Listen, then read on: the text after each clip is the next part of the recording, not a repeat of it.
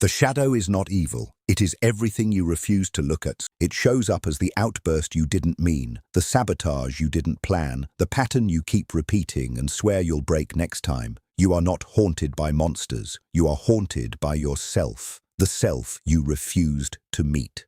And until you turn around and look directly at that hidden self, it will keep steering you from behind, disguised as bad luck, bad relationships, and bad habits that never seem to end. The mask you wear was never the real you.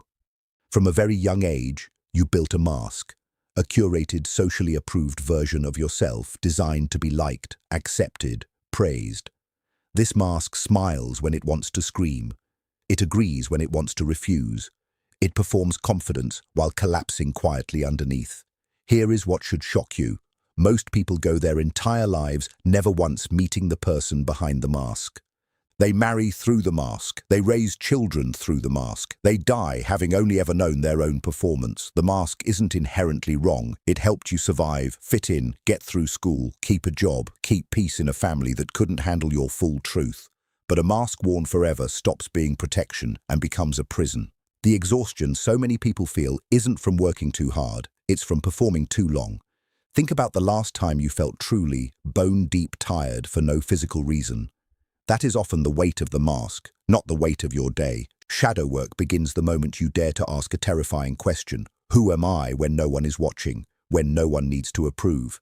That question alone can unravel decades of performance. It's uncomfortable, even frightening, because underneath the mask may be grief you postponed, desires you silenced, or a version of you that the world once told you to shrink. But that version is not gone. It is waiting. What you hate in others is often hiding in you. This is the part almost no one wants to hear. The trait that irritates you most intensely in another person, their arrogance, their laziness, their dishonesty, their neediness, is frequently a mirror. Not always, but far more often than comfortable. This is called projection, and it is one of the most disguised operations of the unconscious mind. You cannot stand liars because somewhere you learned to hide your own truth. You despise arrogance because you were taught that confidence was dangerous, so you buried your own. The intensity of your reaction is the clue. Mild dislike is just preference. Visceral, disproportionate anger is projection knocking on the door. Here's the shocking part. The people who trigger you the most may be your greatest teachers, showing you exactly what you've exiled from yourself. Instead of asking, why are they like this? A braver question is, why does this affect me so much? That single shift in questioning can dismantle years of unnecessary conflict with co-workers, partners, even family. Because when you stop projecting, relationships stop being battlegrounds and start being mirrors that help you grow. Imagine how many friendships, marriages, and partnerships collapsed not because two people were incompatible, but because two unexamined shadows were fighting each other through two human bodies, neither person realizing the war was actually happening inside themselves. Owning your projection is not weakness. It is one of the most powerful acts of self-mastery available to a human being. What you don't face, you will repeat. There is a devastating pattern hidden in plain sight. People who never confront their shadow are doomed to relive it, over and over, in different costumes, the same toxic relationship dynamic with a new face. The same self-sabotage before every success, the same explosive argument in a new job with a new boss. It feels like bad luck. It is not bad luck. It is an unconscious pattern demanding to be seen. Whatever remains unconscious does not disappear. It returns as your circumstances, dressed differently each time so you don't recognize it. This is one of the most shocking truths about human behavior. We don't repeat what we remember. We repeat what we refuse to examine. A person who never processes childhood abandonment will unconsciously choose partners who abandon them. A person who never faces their fear of unworthiness will unconsciously sabotage every opportunity that could prove them worthy. It is almost mathematical in its precision, and it is happening to people right now who believe they are simply unlucky in love or unlucky in career. Shadow work interrupts this cycle. It takes the pattern out of the dark and puts it under the light of awareness. And once something is truly seen, it loses its automatic grip on you. This is why the same lesson keeps appearing in new packaging, not to punish you, but because your growth is waiting on the other side of a truth you haven't faced yet. Integration, not elimination, is the real goal. Most people misunderstand shadow work completely. They think the goal is to fight the shadow, suppress it further, meditate it away, or spiritually transcend it. This is the opposite of the truth, and it's shocking because it contradicts almost everything self-help culture teaches. You cannot destroy a part of yourself, you can only integrate it. The goal isn't to become a saint with no anger, no desire, no darkness. That is not wholeness, that is another mask. The goal is to become someone who can hold their light and their darkness in the same hand without falling apart. Integration means your anger becomes protective instead of destructive. Your ambition becomes purposeful instead of ruthless. Your fear becomes cautious wisdom instead of paralysis. Nothing needs to be deleted. Everything needs to be understood and redirected. This reframe alone can change a person's entire relationship with themselves. Instead of a constant inner war, the good you battling the bad you, there is a truce, then a partnership. People who achieve this integration often describe an almost unbelievable sense of relief, as if they've been fighting a civil war inside themselves for decades and finally signed a peace treaty. This is not about becoming perfect, it's about becoming complete. And completeness, not perfection, is what actually makes a person magnetic, grounded, and impossible to manipulate, because there's nothing hidden left for anyone to exploit or exposed for anyone to use against them. Wholeness is the reward, and it changes everything. Here is the final, most shocking truth of all. The moment you stop running from your shadow, you don't become darker, you become undeniably powerful. People who do this work often describe a transformation so profound it feels like meeting themselves for the first time. Decisions become clearer because they're no longer filtered through fear of what others think. Relationships become deeper because there's nothing left to hide. Self-sabotage quietly disappears because the hidden saboteur has finally been acknowledged and given a seat at the table instead of a locked room in the basement. This is what true confidence actually is, not the absence of darkness, but full ownership of it. A whole person cannot be easily controlled, easily shamed, or easily manipulated because there is no hidden lever left for anyone to pull. This is the life-changing part. Shadow work is not therapy for broken people. It is the path to becoming the most complete, most powerful version of a human being that exists. The version that isn't performing, isn't hiding, isn't at war with themselves. Most people spend their whole lives running from a shadow that was never their enemy. It was always their unclaimed power, waiting patiently in the dark for the one moment they'd finally turn around and say, "I see you. I'm not afraid of you anymore. You are part of me." And in that single moment of acceptance, the war ends, and the real life, the whole life, finally begins. What if the very thing you've spent your whole life running from is the one thing that could finally set you free?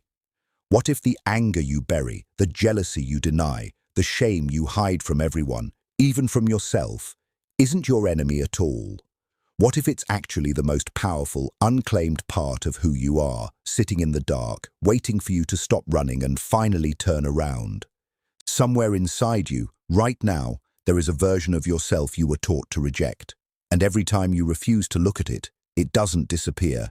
It grows, it hides, and then it quietly controls your choices, your relationships, your entire life, without you ever knowing it's the one pulling the strings. Today, that ends. Today, you're going to meet the part of yourself you've been avoiding your entire life. And I promise you, by the end of this, you will never see yourself the same way again. What if the very thing you've spent your whole life running from is the one thing that could finally set you free? What if the anger you bury, the jealousy you deny, the shame you hide from everyone, even from yourself, isn't your enemy at all? What if it's actually the most powerful, unclaimed part of who you are, sitting quietly in the dark, waiting for you to stop running and finally turn around? Somewhere between childhood and adulthood, you were taught which parts of you were acceptable and which parts had to disappear. Your rage, your wildness, your desire, your grief, you didn't destroy them. You only locked them in a room inside yourself and threw away the key. But a locked room does not stay empty. It grows. And what grows in the dark does not vanish. It waits, and then it starts operating in secret. It becomes the outburst you didn't plan, the relationship you sabotage without knowing why, the pattern you swear you'll break and somehow live again and again. You are not haunted by monsters. You are haunted by the version of yourself you refuse to meet. Alongside that hidden room, you built something else, a mask, a smiling, agreeable, curated performance of a person designed to be accepted, praised, safe. That mask helped you survive. It got you through school, through family, through every room where your full truth wasn't welcome. But a mask worn forever stops being protection and becomes a prison. Think about the last time you felt exhausted for no physical reason at all. That is rarely the weight of your day. That is the weight of your performance. And underneath that performance is a terrifying, beautiful question almost no one dares to ask. Who am I when no one is watching, when no one needs to approve? Here is something that will be hard to hear. The trait that enrages you most in another person, their arrogance, their dishonesty, their coldness, is very often a mirror held up to a part of yourself you buried long ago. The intensity of your reaction is the clue, and once you see this, relationships stop being battlegrounds. They become mirrors, showing you exactly what still needs to be reclaimed. And this is the pattern hiding beneath all of it. Whatever you don't face, you repeat. Not because you're unlucky, not because life is unfair, but because whatever stays unconscious does not disappear. It returns, dressed differently, again and again, until it is finally seen. The same heartbreak in a new face. The same failure in a new job. It is not punishment. It is an invitation, appearing over and over until you finally answer it. So what is the answer? Not war, not deletion, integration. You were never meant to become a saint with no darkness. That is only another mask. You were meant to become someone who can hold their light and their shadow in the same hand without falling apart. Your anger, understood, becomes protection. Your fear, understood, becomes wisdom. Nothing about you needs to be erased. It needs to be met, understood, and finally allowed to belong. And when that happens, when you stop running and finally turn toward the parts of yourself you were taught to reject, you don't become darker. You become whole. Decisions become clearer. Relationships become deeper. The quiet self-sabotage that followed you for years begins to fade because the one causing it has finally been seen, acknowledged, and given a seat at the table instead of a locked door in the basement. This is what real strength actually is. Not the absence of darkness, but full ownership of it. A whole person cannot be easily broken, shamed, or controlled because there is nothing hidden left for the world to use against them. Most people spend an entire lifetime running from a shadow that was never their enemy. It was always their unclaimed power sitting patiently in the dark, waiting for one single moment, the moment you finally stop, turn around and say, I see you. I am not afraid of you anymore. You are part of me. And in that moment, the war inside you ends. And the real life, the whole life, finally begins. Everything you just heard points to one undeniable truth. You were never broken, and you were never meant to hide from yourself forever. The darkness you feared your entire life was never something to defeat. It was something to finally understand. The moment you stop running from your own shadow is the moment you stop being controlled by it, and the moment true freedom, true confidence, and true peace finally become possible. This is not about becoming perfect. It's about becoming whole, and wholeness is the most powerful thing a human being can ever become. Wishing you strength and clarity as you walk toward the parts of yourself you've been avoiding. May you meet them with courage instead of fear, and may that meeting change your life the way it's changed countless others before you.